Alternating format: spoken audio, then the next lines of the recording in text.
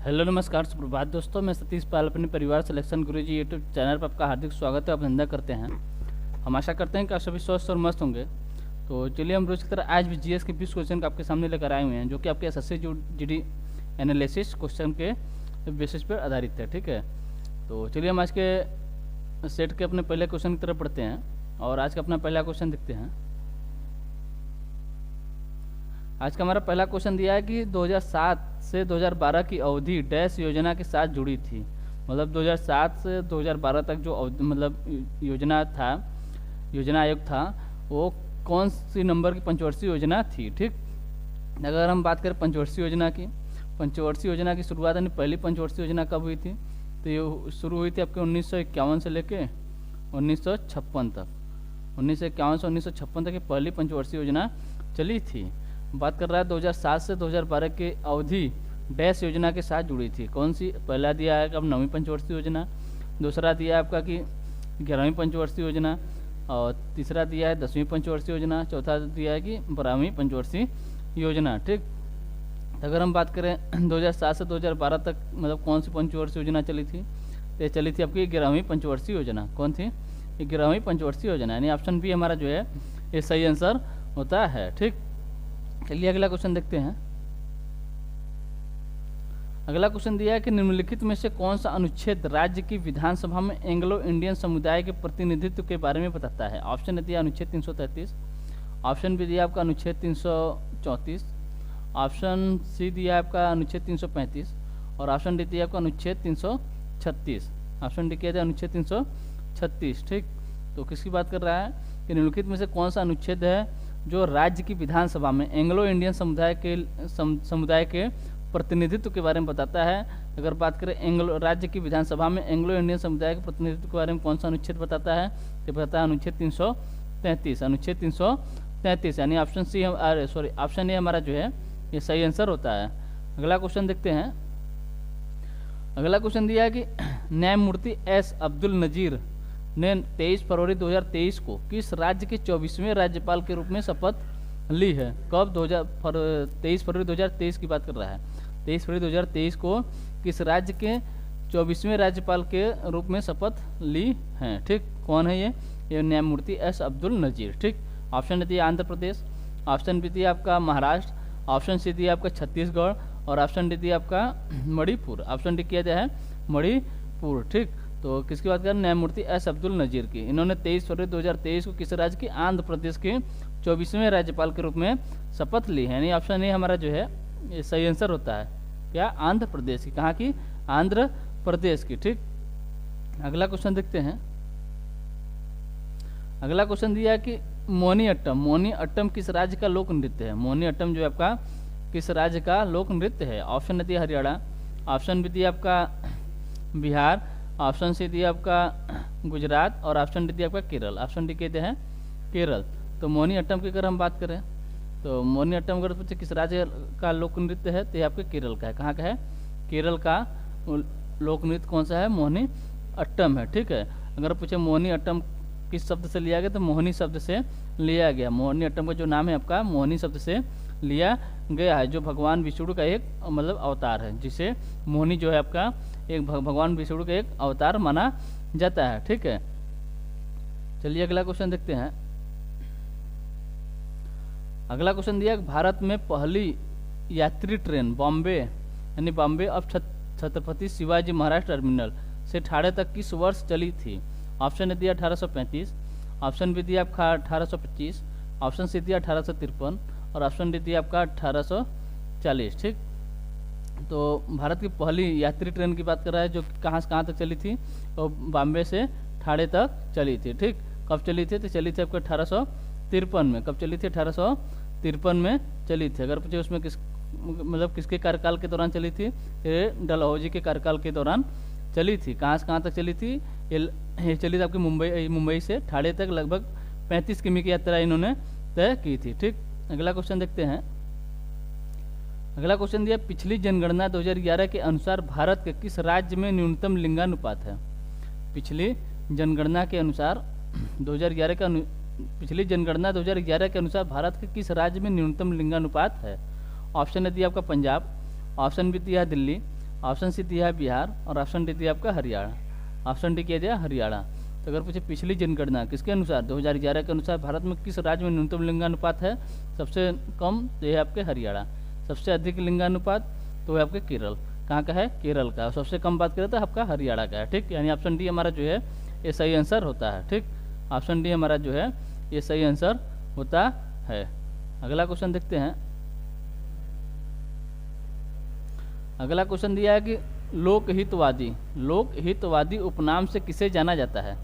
लोकहितवादी उपनाम से किसे जाना जाता था? ऑप्शन दिया गोपाल हरि देशमुख, ऑप्शन बी दिया महादेव गोविंद रानाडे, ऑप्शन सी दिया आपका ज्योतिबा फुले और ऑप्शन डी दिया आपका बाल गंगाधर तिलक। तो अगर बात करें लोकहितवादी उपनाम से अगर किसे जाना जाता था तो जाना जाता था गोपाल हरि देशमुख। अगर पूछे गोपाल हरि देशमुख कौन थे तो गोपाल हरि देशमुख जो है महाराष्ट्र के एक भारतीय कार्यकर्ता, समाज सुधारक और विचारक कौन थे, मतलब एक भारतीय कार्यकर्ता थे, समाज सुधारक थे और उसके बाद बात करते हैं कि लेखक थे और एक विचारक थे। कौन थे ये? थे एक लेखक, विचारक और समाज सुधारक और भारतीय कार्यकर्ता थे। कौन थे? क्या नाम था इनका? गोपाल हरि देशमुख, जो कि एक लोकहितवादी उपनाम के नाम से जाना जाता था इन्हें। अगला क्वेश्चन देखते हैं। अगला क्वेश्चन दिया हैदराबाद में 4 मीनार किसने बनवाया था? हैदराबाद में 4 मीनार किसने बनवाया था? ऑप्शन ने दिया इब्राहिम कुतुब शाह, ऑप्शन बी दिया कुली कुतुब शाह, ऑप्शन सी दिया अली आदिल शाह और ऑप्शन डी दिया इब्राहिम आदिल शाह द्वितीय। तो हैदराबाद में अगर पूछे 4 मीनार किसने बनवाया था तो बनवाया था कुली कुतुब शाह। किसने बनवाया? कुली कुतुब शाह। अगर पूछे कब बनवाया था 1591 में इसका मतलब इसका निर्माण हुआ था, यानी इसे निर्मित कराया था। 4 मीनार कहाँ पर है? आपके हैदराबाद में। कहाँ पर है? हैदराबाद में। एक मस्जिद है, मतलब एक स्मारक या इसे मस्जिद भी, मतलब एक मस्जिद है। ठीक है, जिसे किसने बनाया? कुली कुतुब शाह ने बनवाया। कब बनवाया? 1591 में बनवाया। कहाँ पर बनवाया? आपके हैदराबाद में। ठीक है, अगर पूछे 4 मीनार की बात करें, 4 मीनार किस नदी के किनारे है? तो आपके मूसी नदी के तट पर स्थित है। कहाँ पर है? मूसी नदी के तट पर स्थित है। मूसी नदी के तट पर हैदराबाद में 4 मीनार जो है आपके स्थित है। अगला क्वेश्चन देखते हैं। अगला क्वेश्चन दिया इस शक्ति द्वारा अनावरण की गई एक परियोजना है। ऑप्शन दिया नाबार्ड, ऑप्शन भी दिया आपका आरबीआई आरआरबी और ऑप्शन डी दिया आपका सिडबी और ऑप्शन डी दिया आपका AICTI। ठीक है, तो इस शक्ति द्वारा अगर पूछे अनावरण की गई एक परियोजना कौन सी है तो आपकी नाबार्ड है। कौन सी है?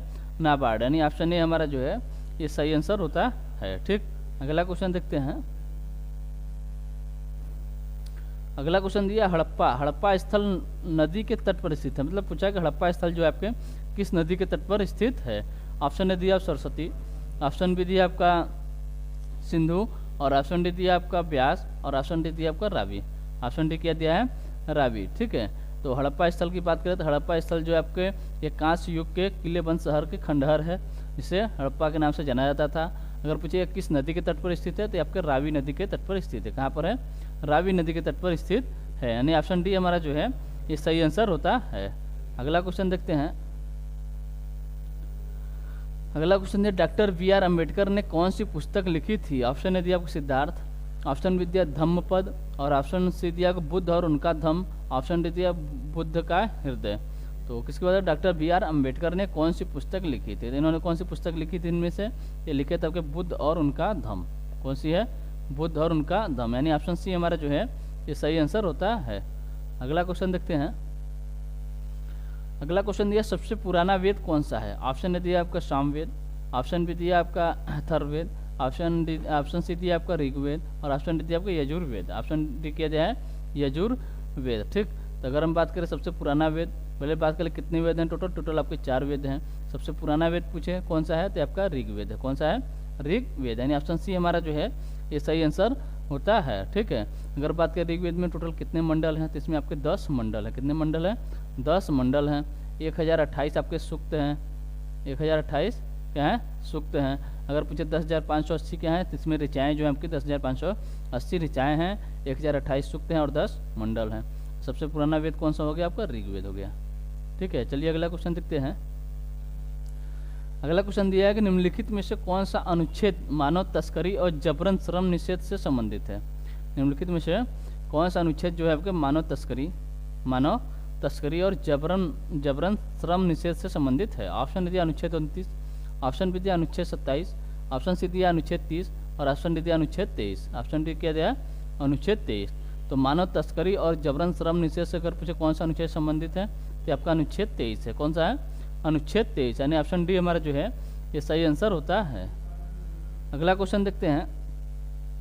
अगला क्वेश्चन दिया अनुच्छेद 51 डैश मौलिक कर्तव्यों के बारे में चर्चा करता है।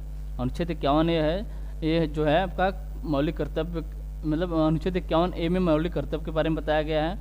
ठीक है, मौलिक कर्तव्यों के बारे में चर्चा करता है। ऑप्शन दिया 10, ऑप्शन बी दिया आपका 9, ऑप्शन सी दिया आपका 12 और ऑप्शन डी दिया आपका 11।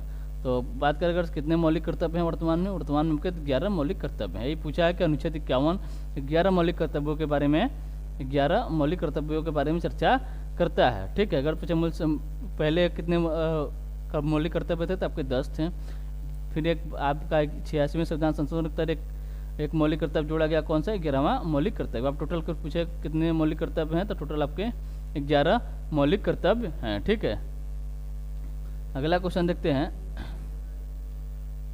अगला क्वेश्चन दिया है भारतीय रिजर्व बैंक आरबीआई की स्थापना किस वर्ष की गई थी। भारतीय रिजर्व बैंक आरबीआई की स्थापना किस वर्ष की गई थी। ऑप्शन ए दिया 1957, ऑप्शन बी दिया 1947, ऑप्शन सी दिया आपका 1982 और ऑप्शन डी दिया आपका 1935। अगर पूछे आरबीआई की स्थापना किस वर्ष की गई तो की गई थी 1935 में। किस वर्ष की गई, 1935 में। लेकिन पूछे इसका अधिनियम कब का था तो अधिनियम था इसका 1934 का। 1934 के अधिनियम के तहत 1935 में भारतीय रिजर्व बैंक यानी आरबीआई, ठीक है, भारतीय रिजर्व बैंक की स्थापना की गई थी। अगर पूछे इसका राष्ट्रीयकरण कब हुआ था, राष्ट्रीयकरण अगर पूछे इसका कब हुआ था तो हुआ था 1 जनवरी 1949 को। 1 जनवरी 1949 को आरबीआई की मतलब राष्ट्रीयकरण कर दिया गया था। स्थापना कब हुई, 1935 में। अधिनियम कब का था, 1934 का अधिनियम था। ठीक है, अगर पूछे इसका पहले मुख्यालय कहाँ था तो पहले मुख्यालय कोलकाता में था और वर्तमान में कहाँ मुख्यालय, तो इसका मुख्यालय आपके मुंबई में। कहाँ पर है, मुंबई में इसका वर्तमान में मुख्यालय है। ठीक है, अगला क्वेश्चन देखते हैं। अगला क्वेश्चन दिया अलाई दरवाजा। अलाई दरवाजा गेट किस विश्व धरोहर स्थल में शामिल है। ऑप्शन ए दिया आपको हुमायूं का मकबरा में स्थित है, ऑप्शन बी दिया आपका महाबोधि मंदिर परिसर में स्थित है, ऑप्शन सी दिया कुतुब मीनार में स्थित है और ऑप्शन डी दिया लाल किला परिसर में स्थित है। तो अगर हम बात करें अलाई दरवाजा की, अलाई दरवाजा अगर पूछे कहाँ पर स्थित है तो आपके कुतुब मीनार में स्थित है। कहाँ पर है, ये आपके दिल्ली में स्थित है। कहाँ पर है, दिल्ली में स्थित है। किस में है, दिल्ली में।